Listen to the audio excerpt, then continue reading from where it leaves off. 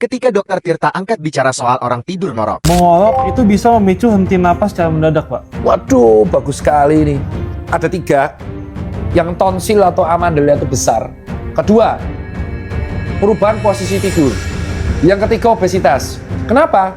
Kenapa bisa berhenti napas? Kehalang. Ketutup apa? Ya, ketutup apa? Itu bahaya. Kalau dia sekali ketutup 8 detik atau 4 detik dan ternyata ketutupnya 4 detik nih Kim, terus dalam waktu 7 jam dikali aja. Gejala awalnya adalah orang tersebut sering mengantuk, sering capek, bangun nggak seger. Sleep apnea itu bisa bahaya karena bisa mengganggu penurunan kualitas hidup.